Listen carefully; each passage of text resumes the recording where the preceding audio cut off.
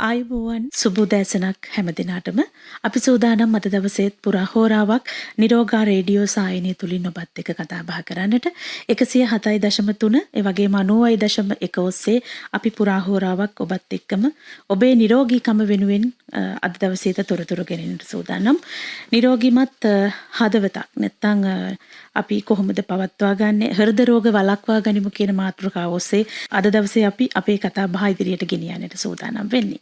ශ්‍රී ලංකා කායික රෝග විශේෂඥයින්ගේ විද්‍යායතනයේ සභාපති වෛද්‍ය විද්‍යා මහාචාර්ය විශේෂඥ වෛද්‍ය නාමල් විජේසිංහ මැතිතුමන් අද දවසේ අපිත් එක්ක මේ කතා බහට එකතු වෙනවා. ආයුබෝවන් සුබෝදෑසනක් ඔබතුමන්ට. සුබෝදෑසනක් ජානකි ආයුබෝවන්. අපි සූදානම් අද දවසේ මුලින්ම දැනගන්නට දැන් වර්තමානයේ වෙන විට වයස් සීමාවක් නැතිවම සමාජයේ දක්නට ලැබෙන ප්‍රශ්නයක් තමයි හෘදයාබාධ කියලා කියන්නේ. එතකොට හෘදයාබාධ කියලා කියන්නේ නැත්නම් හෘද රෝග කියලා කියන්නේ මොකක්ද කොහොමද ඇති වෙන්නේ? ඒ වගේම මේ වයස් සීමාවක් නැතුව මේ කාරණය සමාජයේ වැළඳ ගන්නට මොකක්ද හේතුව කියලා මා කැමතියි මුලින්ම ඔබෙන් දැනගන්නට. ඔව්. ඒක ඉතාමත් හොඳ ප්‍රශ්න දෙකක්. අපි ඉස්සෙල්ලා ගත්තොත් හෘදයාබාධයක් කියන්නේ මොකක්ද කියන එක. ඒක වෙන්නේ දැන් අපේ හෘද වස්තුව කියන්නේ නොනවත්වා ක්‍රියාත්මක වෙන ඉන්ද්‍රියක්. දැන් අපේ හෘද වස්තුව ක්‍රියාත්මක වෙන්න පටන් ගන්නෙ අපි මව් කුස පිළිසිඳගෙන සති 6ක් 8ක් වගේ කාලයක් ගත වෙද්දී අපි කවුරුත් දන්නවා ජානකි අපි මේ හෘද වස්තුව ක්‍රියාත්මක වෙන්න පටන් ගන්නවා. මව් කුස සිටින දරුවාගේ අපි ස්කෑන් පරීක්ෂණය මගින් බැලුවොත් පේනවා හොඳට හෘද වස්තුව වැඩ කරනවා. දැන් මේක මෙසේ පටන් ගන්න හෘද වස්තුව නොනවත්වා වැඩ කරලා ඉපදුනයින් පස්සේ ලදරු කාලේ ළමා කාලේ නවයෝන් කාලේ යෞවනයක් වෙලා ඉදි මැදිවියේ වැඩිහිටි වියේ වයෝවෘදුනයින් පස්සේ වැඩ කරලා අන්තිමට අපි මේ යන දවස් තමයි මේ හෘද වස්තුවේ ක්‍රියාත්මක වීම නවතින්නේ. සමහර අවස්ථාවලදී හෘද වස්තුව අපි තව කෙනෙකුට බද්ධ කරලා ඔහුගේ ඇඟේ පවා ඒ හෘද වස්තුව ක්‍රියාත්මක වෙනවා. එතකොට ඕනෑම ඉන්ද්‍රියක් පමණක් නෙමෙයි යන්ත්‍රයක් පවා නොනවත්වා වැඩ කරන්න නම් නොනවත්වා ශක්ති සැපයුමක් මේකට අවශ්‍යයි. එතකොට ඒ ශක්ති සැපයුම අපේ හෘද වස්තුවට ලබා ගන්නේ මේ කිරීටක දමනි කියලා හෘද වස්තුවට නොකඩවා රුධිරය සපයන රුධිර නාල තුලින් මේවා දමනි. එතකොට මේ රුධිර තුලින් ඔක්සිජන් ඒ වගේම පෝෂ්‍ය පදාර්ථ ආදී සියලු දේවල් හෘද වස්තුවට නොකඩවා ලබා දෙනවා. දැන් මේ රුධිර දමනිවල මේ කිරීටක දමනිවල කාලයක් යද්දී යම් හේතු හින්දා ඒ බිත්තිවල කොලෙස්ටරෝල් තැම්පත් වෙලා ඒ රුධිර නාල අවහිර වෙන්න පුළුවන්. එසේ අවහිර වෙලා තියෙන ස්ථානයක රුධිර කැටයක් සැදුනොත් ෂණිකව එම රුධිර නාලයේ ඒ ඉතිරි කොටසත් අවහිර වෙලා රුධිර සැපයීම ෂණිකව ඇන හිටින්න පුළුවන්. එහෙම ඇන හිටියම ඒ රුධිරය ලබා ගන්නා කොටස හෘදය කියන්නේත් මාංශ පේශියක්නේ. ඒ රුධිරය ලබා ගන්නා කොටස හානියටපත් වෙනවා. මේකට තමයි මේ හෘදයාබාධයක් කියලා කියන්නේ. ඒතකොට මේ හානියටපත් වෙන කොටසේ ප්‍රමාණය අනුව ඒ කොච්චර දායකත්වයක් ඒ කොටසෙන් හෘද වස්තුවේ ක්‍රියාකාරීත්වයට ලැබුණද කියන එක මත ඒක කුඩා හෘදයාබාධයක්ද එහෙම නැත්නම් ලොකු හෘදයාබාධයක්ද කියන එක තීරණය වෙනවා. සමහර අවස්ථාවලදී හෘදයාබාධයක් නිසා ෂණිකව මරණයට පවා පත් වෙන්න පුළුවන්. එතකොට ජානකි මගෙන් ඇහුවා දැන් මේක වයස් ભેදකින් තොරව ඇති වෙනව නේද කියලා. ඒකත් ඇත්ත. මොකද දැන් කාලේ අපිට පේනවා වැඩියෙන් තරුණ පරපුරේ අයටත් මේ හෘදයාබාධ වැළඳෙනවා. දැන් අපි තරුණ කාලේ අපි වෛද්‍ය ශිෂ්‍යෝ කාලේ තරුණ වෛද්‍යවරු කාලේ අපි දැක්කේ වැඩිහිටි අයට ඒ කියන්නේ අවුරුදු 60ත් 80ත් වගේ අතර අයට තමයි මේ හෘදයාබාධ ඇති වෙනවා. නමුත් පහු කාලෙකදී අපි දැක්කා අවුරුදු 40ක් 60ක් වගේ අතර අයට ඒ කියන්නේ තාමත් වැඩ කරන තාමත් මැදිවියේ ඉන්න අයටත් මේක ඇති වෙනවා. නමුත් දැන් අපි දකිනවා අවුරුදු 40ට අඩු අයට අවුරුදු 30ත් 40ත් අතර අවුරුදු 20 ගණන් ඔය අයට පවා හෘදයාබාධ ඇති වෙනවා. දැන් මේකට හේතු ගණනාවක් තියෙන්න පුළුවන්. ප්‍රධානතම හේතු තමයි එකක් අපේ ආහාර රටාව සම්පූර්ණයෙන්ම වෙනස් වීම. අනිත් එක තමයි මේ තාක්ෂණයේ තියෙන දියුණුවත් එක්ක අපි කය වෙහෙසවල වැඩ කිරීම, ව්‍යායාම කිරීම සෑහෙන දුරට අඩුවීම. ඒ වගේම තව හේතු ගණනාවක් තියෙනවා පරිසර දූෂණය වැනි සහ මානසික ආතති වැනි දේවලුත් ඇතුළුව. හෘදයාබාධයක් ඇතිවීමට පෙර සිරුරෙන් පෙන්වන పూర్ව අනතුරු ඇඟවීම් තිබෙනවාද? කොහොමද අපිට දැනගන්න ලැබෙන්නේ දැන් හෘදයාබාධයක් ඇති වෙලා තියෙන්නේ කියන කාරණයට මා කැමතියි ඔබතුමන්ගෙන් පිළිතුරක් දැනගන්න. ඔව්. දැන් හෘදයාබාධයක් ඇතිවීම සමහර වෙලාවට කිසිම పూర్ව දැනුම් දීමක් තොරව වෙන්නත් පුළුවන්. උදාහරණයකට කිව්වොත් දැන් කවුරු හරි ඉන්නപ്പോൾ ඊටාම ශක්තිවන්තයි, ඊටාම සෞඛ්‍ය සම්පන්නයි, ඔහුට වෙන කිසිම රෝග තත්වයක් නැහැ. කලාතුරකින් එවැනි කෙනෙකුට පවා හෘදයාබාධයක් ඇති වෙන්න පුළුවන්. නමුත් බොහෝ අවස්ථාවල බොහෝ දෙනෙකුට හෘදයාබාධයක් ඇති වෙන්න ඉස්සෙල්ලා යම් දේවල් ඇති වෙන්න පුළුවන්. යම් ලක්ෂණ මතුවෙන්නට පුළුවන්. එයින් එකක් තමයි ඇවිදිනකොට, විශේෂයෙන් මහන්සි වෙන වෙලාවට, පඩිපෙලක් නගිනකොට, එහෙම නැත්නම් කඳු ගැටයක් දිගේ ඇවිදගෙන යනකොට පපුව හිර කරවන වගේ දැවිල්ලක් හරි හිර කරවනවා වගේ, එහෙම නැත්නම් බර ගතිය, එහෙම නැත්නම් කැක්කුමක් ඇතිවීම. දැන් ඒක ඒ වැඩේ නැවැත්තුවම විනාඩි කිහිපයක් ඇතුළතදී නැති වෙලා යනවා. ආයමත් ඒ වැඩේ කරොත් ආයමත් එනවා. අන්න ඒ වගේ තත්වයක් තියෙනවා නම් අපි ඒකට කියනවා ඇන්ජයිනා කැක්කුමක් කියලා. එතකොට මේ වෙන්නේ අර රුධිර නාලයක් අවහිර වීම හින්දා ඒ මහන්සි වෙන වෙලාවට වැඩිපුර අවශ්‍ය වෙන රුධිර සැපීම කරගන්න බැරුව හෘදය වස්තුවේ ඇති වෙන කැක්කුමට. එතකොට මෙවැනි තත්වයක් තියෙනවා නම් විශේෂයෙන් මේ අහගෙන ඉන්න අයට මහන්සි වෙන වෙලාවට පපුව හිර කෙරවීම වැනි කැක්කුමක් එනවා නම් ඉක්මනට වෛද්‍යවරයෙක් හම්බෙලා පරීක්ෂා කරගන්න බැලිය යුතුයි. ඒ වගේම තව සමහර අයට අධික මහන්සිය, ඒ කියන්නේ පොඩි වැඩක් හරි කරද්දී අධික ලෙස හතිගතියක් හෝ මහන්සියක් එනවා නම් විශේෂයෙන් එවැනි අයට දියවැඩියාව, අධික රුධිර පීඩනය, කොලෙස්ටරෝල් සාන්ද්‍රය වැඩිවීම වැනි අවදානම් සාධක. ඒ වගේම ධූමපානය සහ පවුලේ ළඟ ඥාතින්ට, කියන්නේ සහෝදර සහෝදරියෝ, අම්මා තාත්තා වැනි අයට අඩු වයසෙන් හෘදයාබාධයක් වැළඳිලා තියෙනවා නම්, එහෙම නැත්නම් හෘද සැත්කමක්, බයිපාස් සැත්කමක් හෝ ස්ටෙන්ට් ප්‍රතිකාරයක් කරලා තියෙනවා නම් එවැනි අයත් විශේෂයෙන් සැලකිලිමත් විය යුතුයි. මොකද ඒගොල්ලොන්ට මෙවැනි ලක්ෂණ තියෙනවා නම් ඒක හෘදයාබාධයක් ඇතිවීමේ පෙර නිමිත්තක් වෙන්න පුළුවන්. සාමාන්‍ය පපුවේ දැවිල්ලක් සහ හෘදයාබාධයකදී ඇතිවන මේ පපුවේ කැක්කුම අතර වෙනසක් තියෙනවද? සමහර වෙලාවට මේක වෙනස් කරලා අඳුරගන්න හරි අමාරු වෙන්න පුළුවන්. පපුවේ කැක්කුමක් ඇතිවීමට හේතු ගණනාවක් තියෙනවා. 10ක් 15ක් හෝ ඊටත් වැඩියෙන් තියෙන්න පුළුවන්. උදාහරණයක් හැටියට අපි මේ ગેස්ට්‍රයිටිස් කියලා කියන තත්වය, ආමාශයේ තියෙන අම්ලය ගලනාලයේ දිගේ උඩට ගියාම ඒ පිච්චෙනවා වැනි ඇතිවෙන දැවිල්ල. ඒක අද සමාජයේ ගොඩක් බහුලයි. ඒ වගේම තව රෝග තත්ත්වයන් තියෙනවා. මාංශ පේශි වල ඇතිවන කැක්කුම්. ඒ වගේම මේ හෘද බිත්තියේ මේ පපුවේ බිත්තියේ උරස් කුහරේ ඒ තියෙන කාටිලේජ සහ පර්ශු කූඩුවේ තියෙන කුඩා හන්දි වල ඇතිවෙන කැක්කුම්. ඒ වගේ ගණනාවක් තියෙනවා. නමුත් අපි කවුරුත් බය. අපි කවුරුත් සැලකිලිමත් වෙන්නේ වෛද්‍යවරු ළඟට ආවම මේක හෘදයාබාධයක් හෝ අර ඇන්ජයිනා කියන කැක්කුමක්ද කියන එක. මොකද ඒකෙන් තමයි කාට හරි මරණය සිදුවෙන්න පුළුවන් කාරණාව. මරණය සිදුවෙන්න පුළුවන් තවත් කැක්කුම් පපුවේ තියෙනවා. නමුත් බහුලව තියෙන මෙවැනි කැක්කුමක්. ඉතින් ඒක බොහෝ අවස්ථාවලදී අපිට ලෙඩාගෙන් අහලා ඒ විස්තරය අනුව අපිට සැක කරන්න පුළුවන් මේක හෘද වස්තුවේ ඇති වෙන කැක්කුමක් කියලා. නමුත් සමහර අවස්ථාවලදී ඒ රෝගියා කරන විස්තරය අනුව මේක පපුවේ කැක්කුමක්, මේක හෘද වස්තුවෙන් එන කැක්කුමක්ද, එහෙම නැත්නම් වෙනත් කැක්කුමක්ද කියන එක වෙන් කරගන්න වෛද්‍යවරුන්ට පවා අපහසුයි. ඒකින්ද අපි මේ අවස්ථාවේදී පරීක්ෂණ කරලා බලනවා. ECG පරීක්ෂාව, ට්‍රෝපොනින් පරීක්ෂාව වැනි පරීක්ෂණ කරලා බලනවා. රෝග ලක්ෂණ නැතිවම කෙනෙකුට හෘදයාබාධ හැදෙන්න පුළුවන්ද? ඔව්. දැන් සමහර හෘදයාබාධ තියෙනවා. ඒකෙදි කිසිම කැක්කුමක් හෝ කිසිම රෝග ලක්ෂණයක් ඇතිවන්නේ නැහැ.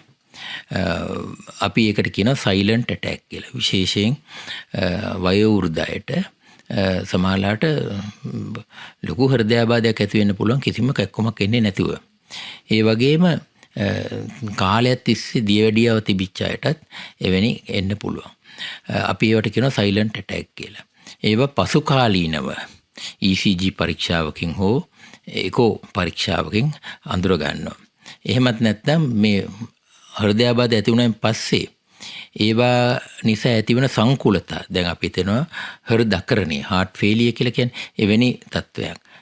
එක්ක රෝගියා ආවම අපි මීට කලින් ඇති වෙච්ච ඒ සයිලන්ට් heart attack එකක් හින්දා මේක ආවා කියන අඳුර ගන්න පුළුවන්.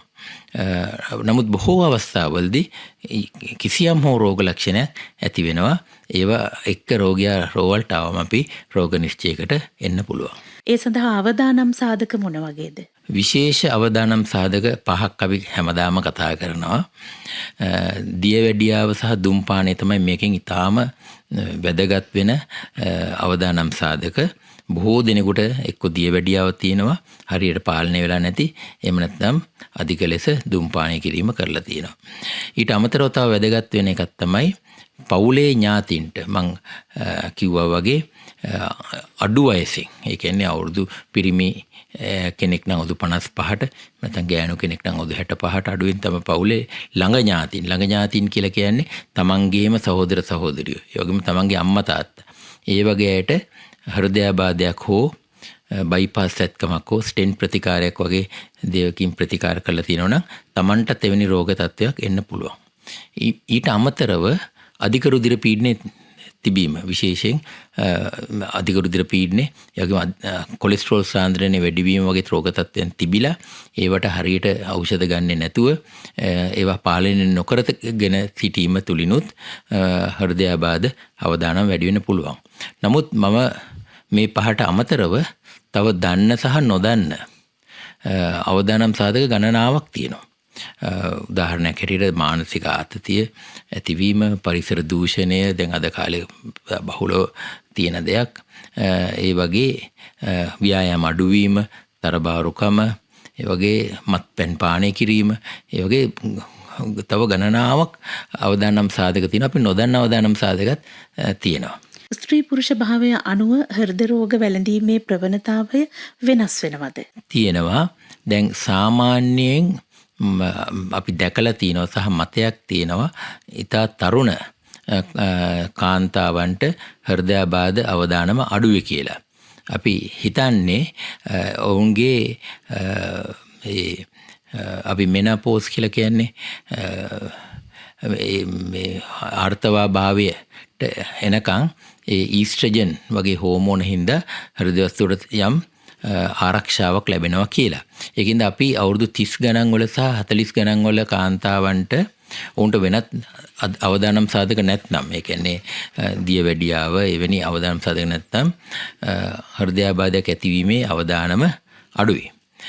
ඔවුන්ට ආර්තවභාවයෙන් පස්සේ තමයි හෘදයාබාධ අවදානම වැඩි වෙන්නේ. විශේෂයෙන් අවුරුදු 60ක් විතර වෙනකොට ඔවුන්ගේ හෘදයාබාධ අවදානම පිරිමි එක්කෙනෙකුගේ අවදානමට සමාන වෙන්න පුළුවන්. පසු කාලීනව සමහරට පිරිමියටත් වඩා වැඩි වෙන්නත් පුළුවන්. පිරිමියාගේ නම් තරුණ කාලේ ඉඳලා අවුරුදු 30 ගණන් වල 40 ගණන් වල ඉඳන්ම ඔවුන්ට හෘදයාබාධ අවදානමක් තියෙනවා. විශේෂයෙන්ම ඔවුන්ට අර අවදානම් සාධක තියෙනවා නම් ඔවුන්ට හෘදයාබාධයක් ඇතිවීමේ තියෙන හැකියාව ඒ සම වයසේ කාන්තාවන්ට වඩා ඉතා වැඩි. ඒ වගේම මේ සඳහා ජානමය බලපෑමක් තිබෙනවාද කියන කාරණයක් අපි කැමැති දැනගන්න. ජානමය බලපෑමක් තියෙනවා. ඒක තමයි මම විග්‍රහ කළේ පවුලේ අයට හෘදයාබාධයක් වැළඳිලා තියෙනවා නම් අඩු වයසෙන් හෝ ඔවුන්ට හෘද සැත්කමක් කරලා තියෙනවා නම් Tamanටත් හෘදයාබාධයක් වැළඳීමේ හැකියාව වැඩි කියලා. අපි දැකලා තිනවා පවුල්. සමහර පවුල් වල සහෝදර සහෝදරි සියලුම දෙනාට අයියට හෘදයාබාධයක් හැදිලා තිනවා. තව මල්ලි කෙනෙකුට හෘදයාබාධයක් හැදිලා පස්සේ බයිපාස් සැත්කමක් කරලා තිනවා. යනාදී වශයෙන් ඒ පවුලේ සියලු දෙනාටම හෘද සැත්කම් හෝ හෘදයාබාධ වැළඳිලා තියෙනවා. ඒකින්ද පැහැදිලිවම එකක් තමයි හෘදයාබාධ ඇතිවීමේ ජානමය බලපෑමක් තියෙනවා. ඒ වගේම අර අවදානම් සාධක, ඒ කියන්නේ කොලෙස්ටරෝල් සාන්ද්‍රණය වැඩිවීම සමහර පවුල්වල ඉතා අධික ලෙස කොලෙස්ටරෝල් සාන්ද්‍රණය වැඩි වෙනවා ජානමය තත්ත්වයන් හින්දා. අපි ඒකට කියනවා ෆැමිලියල් හයිපර්කොලෙස්ටරොලීමියා කියලා. ඒ උන්ට බෙහෙත් අවශ්‍යයි. ඒ වගේම දියවැඩියාව සහ අධික රුධිර පීඩනය වැළඳීමටත් ජානමය බලපෑම් තියෙනවා. දැන් අපි සාමාන්‍ය ජීවිතයේදී අනවශ්‍ය පුරුදු කියලා කියනවා. මේ වගේ හෘදයාබාධ වැළඳෙන්නට බලපාන අනවශ්‍ය පුරුදු මොනවද?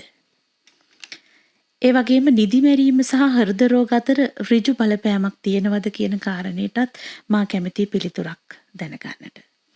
ඒ වගේම ව්‍යායාමවල බලපෑම, ආහාර හා ජීවන රටාවේ වෙනස්කම් කොහොමද මේ රෝගය හැදෙන්නට බලපාන්නේ? ඔව්. පුරුදු හැටියට මට විශේෂයෙන් කියන්න පුළුවන් වන්නේ දුම්පානය. ඇත්තටම මට පේන විදියට දුම්පානය දැන් වෙනදට වඩා අඩුයි. නමුත් තාම සමාජයේ සෑහෙන කොටසක් මේ දුම්පානය කිරීම කරනවා. එතකොට දුම්පානය කිරීම 100%ක් නවත්වන්න ඕන. ඒ වගේම Taman දුම්පානය නොකලත් වෙනත් අයෙක් දුම්පානය කරන ස්ථානයක ඉන්න හොඳත් නැහැ. ඒ කියන්නේ තමන්ගේ කාර්යාලය ඇතුලේ, තමන්ගේ නිවස ඇතුලේ, තමන්ගේ වාහනය ඇතුලේ කාටවත් දුම්පානය කරන්න ඉඩ තියන්න එපා. තමන් එහෙම කරනවා නම් තමන් එක්ක එතනින් අයින් වෙන්න ඕන. ඒ වගේම අනිත් දේවල් තමයි මත්පැන් සහ අනිකුත් මත්ද්‍රව්‍ය වලට බැහැවීම. සමහර මත්ද්‍රව්‍ය හින්දාත් මේ හෘදයාබාධ වැඩි වෙන්න පුළුවන්. ඒ වගේම ව්‍යායාම නොකිරීම. ඒ කියන්නේ අපි සියලු දෙනා දවසට යම් වෙලාවක් තෝරගෙන ව්‍යායාමයක් කරන්න ඕන. අපි සාමාන්‍යයෙන් කියනවා සතියකට විනාඩි 150ක් විතර සතියකට. ඒ කියන්නේ දවසකට විනාඩි 30ක් ඕ 40ක් වැනි කාලයක් යම් සවායු ව්‍යායාමයක්. ඒ කියන්නේ ඇවිදීම, දිවීම, පිහිනීම, ඒ වගේ ටික බැඩ්මින්ටන් වැනි ක්‍රීඩාවක් කිරීම වැනි ව්‍යායාමයකට නිරත වෙන එක.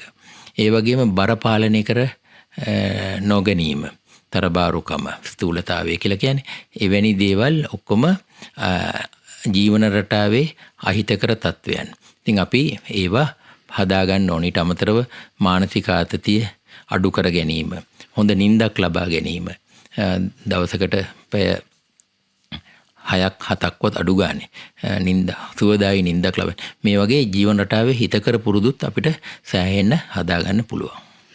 මේ සඳහා තියෙන පරීක්ෂණ මොනවද කියන කාරණේ වගේම වයස අවුරුදු කීයේ සිට අපි මේ සඳහා පරීක්ෂණවලට යොමු විය යුතුද කියන ප්‍රශ්නයටත් පිළිතුරක් ලබා දෙන්න.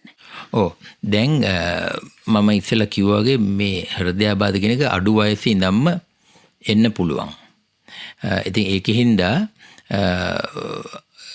තරුණ කාලේ ඉඳන් දැන් බලන්න පුළුවන් දේවල්, ලීසියෙන් බලන්න පුළුවන් දේවල් තියෙනවනේ. ඒ කියන්නේ රුධිර පීඩනය පරීක්ෂා කර බැලීම, ඊට පස්සේ මේ දියවැඩියාව වැනි රෝග තත්ත්වයක් තියෙනවද කියලා සීනි එකක් බලන එක සහ කොලෙස්ටරෝල් සාන්ද්‍රණය බැලීම අපිට කරන්න පුළුවන්. විශේෂයෙන් අපි හැම එක්කෙනෙකුගේම ප්‍රශ්නයක් දෙකක් අහලා ඔවුන්ට තියෙන අවදානම ගැන යම් තක්සේරුවක් ලබා ගන්න පුළුවන්. ඒ කියන්නේ ඔවුන්ගේ මේ පවුලේ කාටවත් අඩු වයසේ ඉඳන් කොලෙස්ටරෝල් වලට ප්‍රතිකාර ගන්නවද? පවුලේ කාටවත් හරි අඩු වයසෙන් හෘදයාබාධයක් ඇති වෙලා තියෙනවද? හෘද සැත්කමක් කරලා තියෙනවද? එහෙම නැත්නම් ක්ෂණික මරණයක්, ඒ කියන්නේ අඩු වයසෙන් ක්ෂණික මරණයක් සිදු වෙලා තියෙනවද? දැන් මේවැනි අයගේ ඉතා තරුණ කාලේ ඉඳන් අර වගේ පරීක්ෂණ කරලා බලලා ඊට අමතරව තවත් හෘද පරීක්ෂණ, ඒ කියන්නේ ඒකෝකාඩියෝග්‍රැෆි පරීක්ෂණ, ECG පරීක්ෂණ වැනි දේවල් කරලා, එක්සර්සයිස් ECG පරීක්ෂණ කරලා ඔවුන්ට හෘදයාබාධයක් ඇතිවීම හෝ මේ කිරීටික දමනී අවහිරතාවය ඇතිවීමේ යම් අවදානමක් තියෙනවද කියන එක, එහෙම නැත්නම් දැනටමත් එහෙම දෙයක් ඇති වෙලාද කියන එක පරීක්ෂා කරලා බලන්න පුළුවන්. හදිසිය කෙනෙකුට හෘදයාබාධයක් ඇති වුණොත් රෝහල කරා රැගෙන තුරු නිවසේදී කරන්නට පුළුවන් ප්‍රථමාධාර තිබෙනවාද? ඒ මොනවාද? ප්‍රථමාධාර තියෙනවා. නමුත් මම මුලින්ම කියන්න ඕන කාට හරි එවැනි තදබල පපු එකක්කමක් ආවොත් කරන්න තියෙන හොඳම දේ තමයි, නිවැරදි දේම තමයි හැකි ඉක්මනින් ළඟම තියෙන රෝහලට රෝගියව අරගෙන යන එක. මොකද රෝග නිශ්චයකට ලැබීමත් ඒ ෂණිකව අවශ්‍ය ප්‍රතිකාර ලබා දීමත් කරන්න පුළුවන් වෙන්නේ රෝහලේදී තමයි.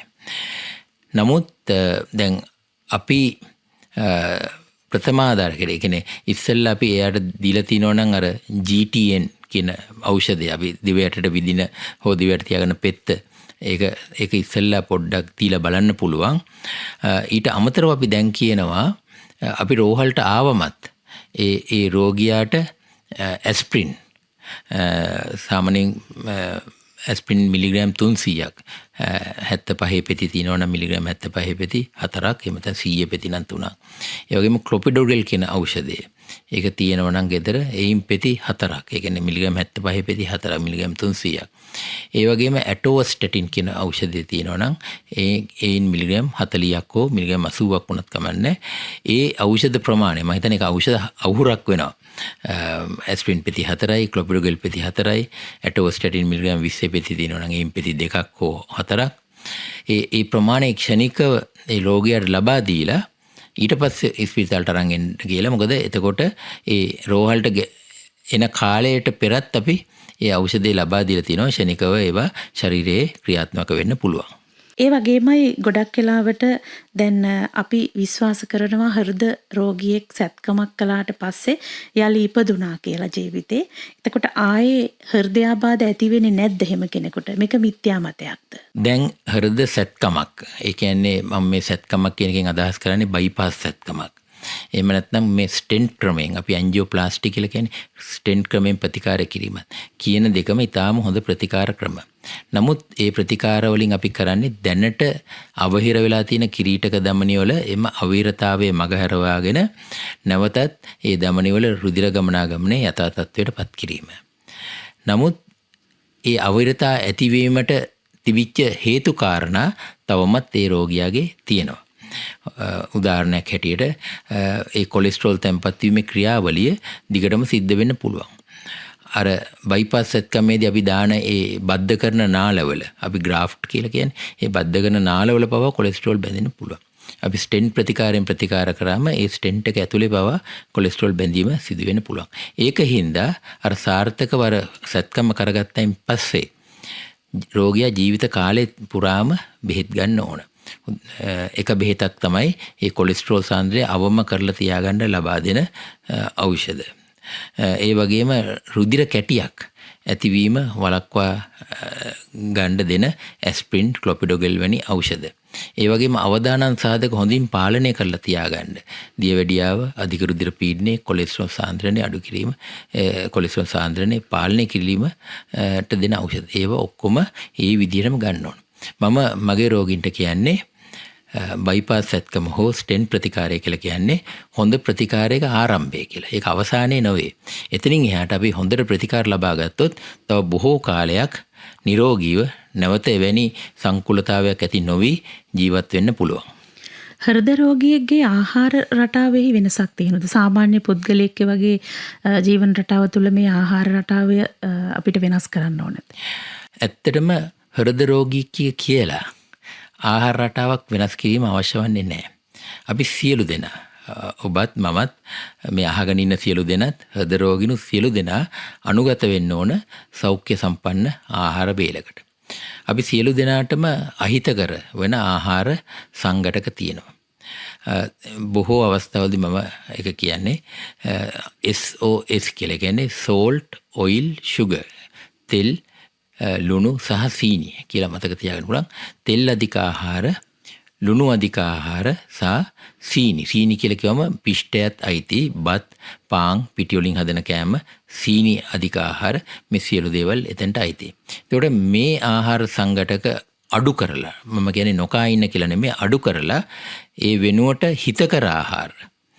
අපි හිතකරේ කියලා කියන්නේ එළවලු, කොළ වර්ග, සලාද වර්ග, මාළු, ඊට පස්සේ පරිප්පු, සෝයා ඒ වගේ හිතකර ආහාර සංඝටක වැඩි කරලා සමබර ආහාර වේලක් ගැනීම තමයි අපි කවුරුත් කරන්න උත්සාහ කරන්නේ. ඒ කියන්නේ එක්කෙනෙකුට හෘදයාබාධයක් හැදුණා කියලා හෝ හෘද සැත්කමකට මුහුණ දුන්නා කියලා විශේෂ ආහාරයක් ඔහුට නැහැ.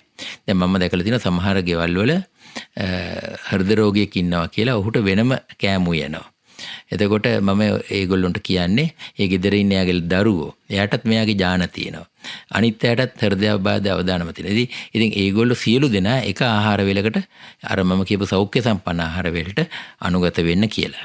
ඒ වගේමයි දැන් ව්‍යායාමවල බලපෑම කොහොමද ඍජුව හෘදයාබාධවලට බලපාන්නේ කියන කාරණයක් මා කැමතියි මහාචාර්යතුමනි ඔබතුමන්ගෙන් පැහැදිලි කරගන්නට. ඔව් දැන් ව්‍යායාම කිරීම ඉතාම අවශ්‍යයි පුද්ගලයෙකුට. එකක් තමයි මේ අපි අද කතා කරන හදවත් රෝග අවදානම අඩු කර ගැනීම, ඒවා පාලනය කර ගැනීම. ඊට අමතරව තව දේවල් ගොඩාක් තියෙනවා බර පාලනය කර ගැනීමත් ඇතුළු.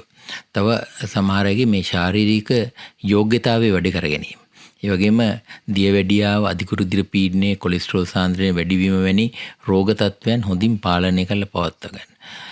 දැන් හොයාගෙන තියෙනවා සමහර පිළිකා වර්ග පවා බොහෝ රෝග තත්ත්වයන් මේ දිනපතා ව්‍යායාම කිරීම තුළින් ඒ අවදානම අඩු කරගන්න පුළුවන් කියලා. ඒකින්ද අපි බාල මාළු වැඩිහිටි සියලු දෙනා යම් ව්‍යායාමයක් කරන්න ඕන. දැන් අපේ රටේ තියෙන එක ප්‍රශ්නයක් තමයි බොහෝ දෙනෙක් මේ ව්‍යායාම කිරීමට මෙලිකමක් දක්වනවා. ඒකට හේතුව ඒගොල්ලොන්ගේ ඒ ව්‍යායාම කිරීමට පුරුද්දක් නැහැ.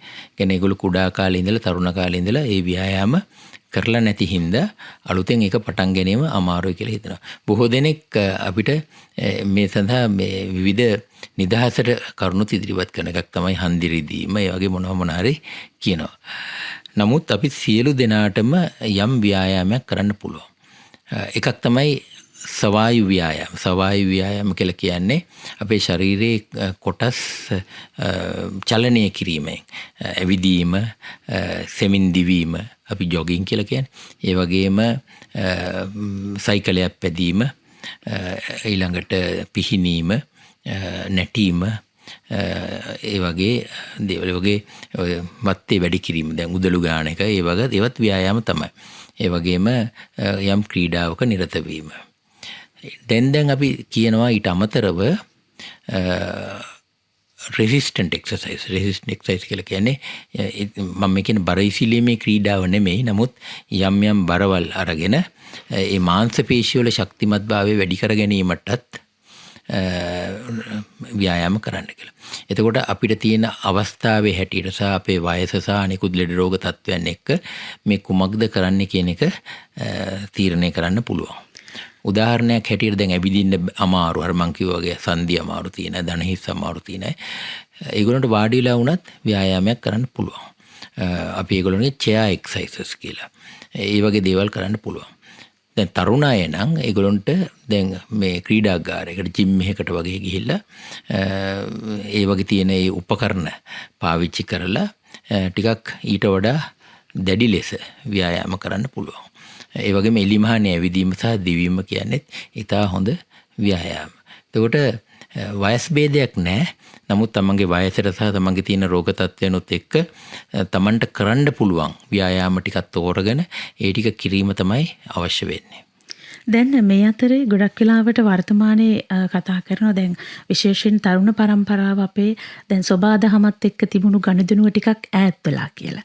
දැන් ඒක එක්කම දැන් හෘදයාබාධ පිළිබඳවත් කතා කරනකොට අපි අහලා තියෙනවා සමාජයේ සමහර තැන්වල කියනවා දැන් නිදහස් පරිසරයක ඉන්න නැත්නම් කනට මිහිරි සංගීතයට සවන් දෙන්න. ආගම දහම ටිකක් වැඩියෙන් ඒ එක්ක කාලය ගත කරන්න. ඒ කියන්නේ මනස සැහැල්ලු වීම කියන කාරණියත් මේකත් එක්ක බලපෑමක් බැඳීමක් තියනවාද? ඔව් දැන් අපි මනස කියන එක හෘද රෝගත් එක්ක ඍජුව බලපානවා.